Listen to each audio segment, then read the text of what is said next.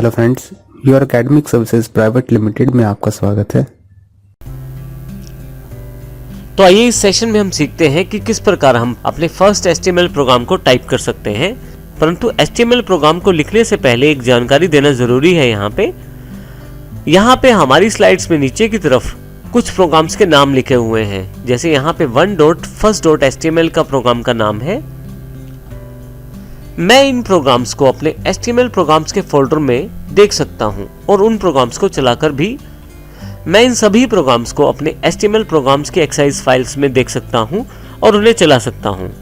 मैं HTML programmes files को खोल लेता हूं। अब यहां देखिए first.html के नाम से पहले ही एक फाइल अवेलेबल है। ये वही फाइल है जिसका रेफरेंस वहां हमारी स्लाइड्स में दिया गया है। यहाँ पे यदि मैं डबल क्लिक करूँ इसे तो ये मेरे पास माइक्रोसॉफ्ट एज में खुल जाएगी फाइल और यहाँ पे मैं इस फाइल को चलते हुए देख सकता हूँ। यहाँ मैं अभी इसे माइक्रोसॉफ्ट एज पे क्लोज कर देता हूँ। यदि इस फाइल की कोडिंग में देखना चाहता हूँ तो राइट क्लिक करके यहाँ से मैं edit with notepad plus plus के साथ देख सकता हूँ। ये वही कोडिंग है जो कोडिंग हमारे पास वहाँ पे उपलब्ध है। तो इसका अर्थ ये हुआ कि हमें हर प्रोग्राम को लिखने की आवश्यकता नहीं है। हमारे पास काफ़ी सारे प्रोग्राम पहले से ही बने हुए हैं। हालांकि HTML लैंग्वेज को अच्छी तरह से सीखने के लिए हमें अपने हाथ से प्रोग्राम्स को बनाना ज़रूरी है। तो आइए अब हम देखते हैं किस प्रकार हम HTML प्रोग्राम्स को बना सकते हैं। HTML फाइल्स को बनाने के लिए मुझे एक टेक्स्ट एडिटर की आवश्यकता है, जिसके लिए मैंने नोटपैड प्लस प्लस को इंस्टॉल किया हुआ है। मैं डबल क्लिक करके इसे खोल लेता हूं।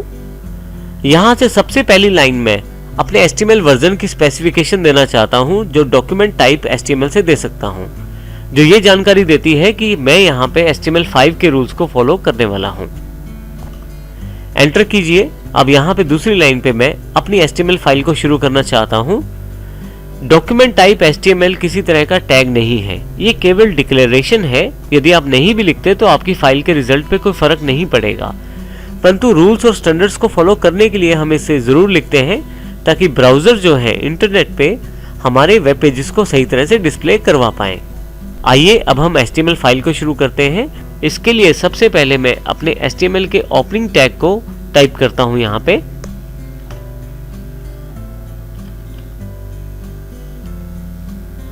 आप देखेंगे जैसे जैसे आप टाइप करेंगे नोटपैड प्लस प्लस आपको काफी सारे हेल्प के रेफरेंस भी देगा। देखिए जैसे इसने HTML कंप्लीट करते ही मेरे पास HTML का पूरा टैग की जानकारी दी है। यदि मैं इसी टेक्स्ट को लिखना चाहता हूं तो मैं कीबोर्ड पे बने हुए छोटे वाले नम पैड वाले एंटर को प्रेस कर सकता हूं। मेरे पास ये कीवर्ड अगर आधा लिखा है तो भी ये पूरा हो जाएगा। मैं इस टैग को यहां पे एंगुलर ब्रैकेट क्लोज कर देता हूं।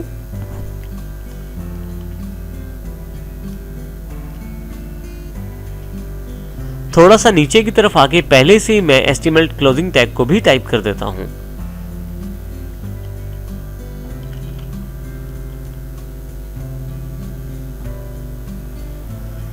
अब मैं यहां से दो सेक्शन बनाना चाहूंगा। पहला सेक्शन हेड है और दूसरा बॉडी।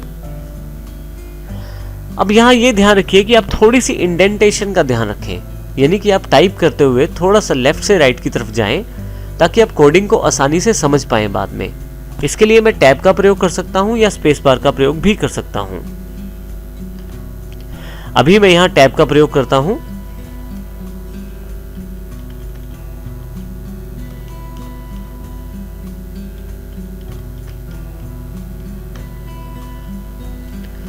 यहां पे मैंने हेड सेक्शन को टाइप कर दिया है। इसी तरह से बॉडी सेक्शन बना लेता हूं यहां पे मैं।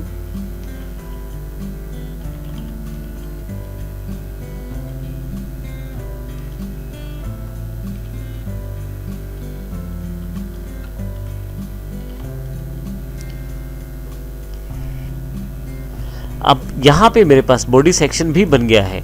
अब ध्यान दें यहां पे आपके पास HTML ओपनिंग और क्लोजिंग टैग अवेलेबल है।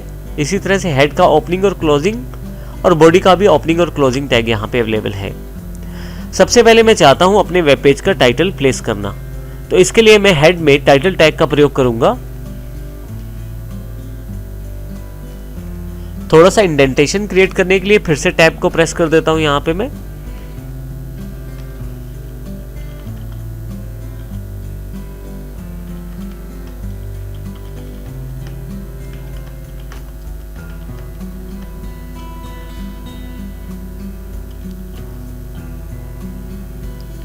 देखिए रेफरेंस का प्रयोग करने के लिए मैं नमपैड पे बने हुए एंटर को प्रयोग करता हूं और एंगुलर ब्रैकेट से इसे क्लोज कर देता हूं।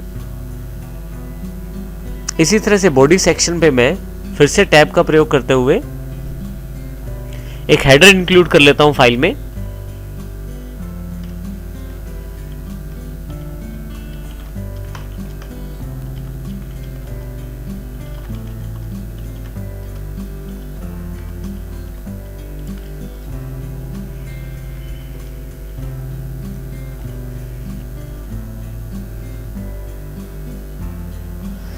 अब यहाँ पे देखिए मैंने एक छोटा सा प्रोग्राम जो कि मेरा पहला प्रोग्राम है मैंने उसे टाइप कर दिया है। अतिरिक्त बचे हुए स्पेसेस को आप डिलीट करके हटा भी सकते हैं अपने प्रोग्राम की रिक्वायरमेंट के अकॉर्डिंग। अब मैं इस फाइल को सेव करना चाहता हूँ। इसके लिए मैं फाइल, सेव एज या सेव कमांड का प्रयोग कर सकता हूँ। यहाँ पे मैं सेव पे क्लिक करता हूँ। डेस्कटॉप पे मैं चुनाव करता हूँ जहाँ मुझे ये अपने प्रोग्राम को सेव करना है। इस फाइल के लिए मैं यहाँ पे नाम रखूंगा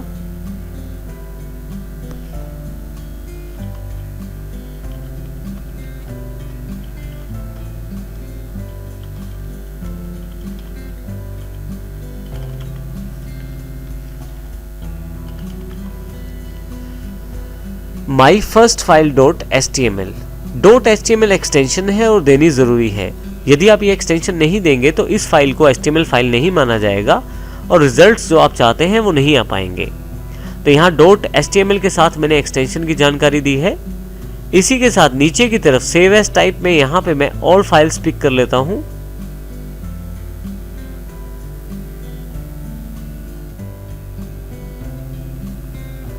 और इसी तरह से नीचे की तरफ यहां से मैं ऑल टाइप्स पे सिलेक्ट कर लेता हूं। फाइनली से सेव कर देता हूं। और यदि आप यहां ध्यान दें तो मेरे पास ये फाइल अवेलेबल हो गई है my first file .html file के रूप में।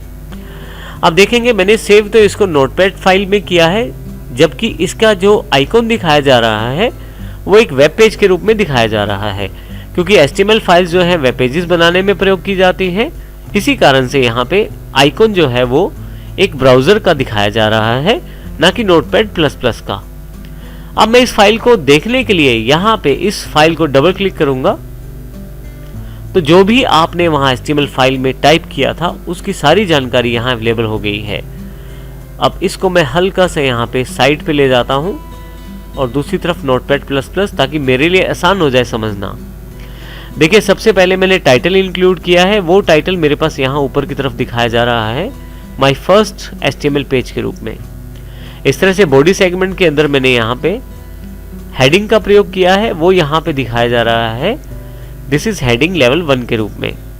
और यहाँ पे यदि एड्रेस बार में देखें तो आपके पास लोकल जो आपका जो लोकल एड्रेस है आपकी फाइल का वो दिखाया जा रहा है सी पे डेस्कटॉप पर जाकर मेरी फाइल जो है myfiles.html के रूप में। और इसी तरह से यदि आप कुछ चेंज करते हैं इस फाइल में, मान लीजिए यहाँ पे मैं एक और हेडिंग शामिल कर लेता हूँ।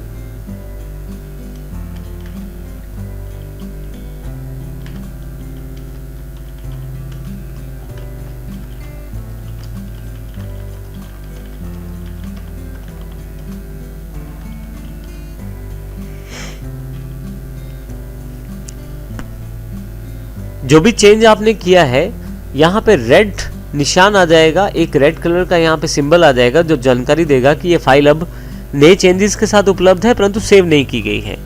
मैं यहाँ सेव बटन पे क्लिक कर देता हूँ। जो भी आपने सेव किया है उसको अभी यहाँ पे नहीं दिखाया गया ब्राउजर पे। ब्राउजर पे देखने के लिए आप यहाँ से रिफ्रेश बटन का प्रयोग करें।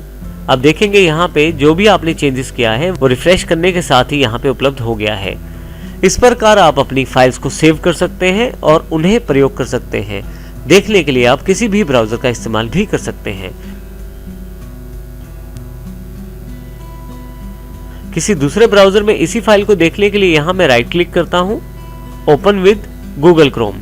ये करते ही मैं अपनी इसी फाइल को दूसरे ब्राउजर में देख सकता हूं। तो इस प्रकार मैं अपनी फाइल को अलग अलग ब्राउजर्स में देखकर चेक कर सकता हूं कि वो अलग अलग ब्राउजर में मेरी फाइल किस प्रकार दिखाई दे रही है। इस प्रकार हम अपनी HTML की पहली फाइल बना सकते हैं।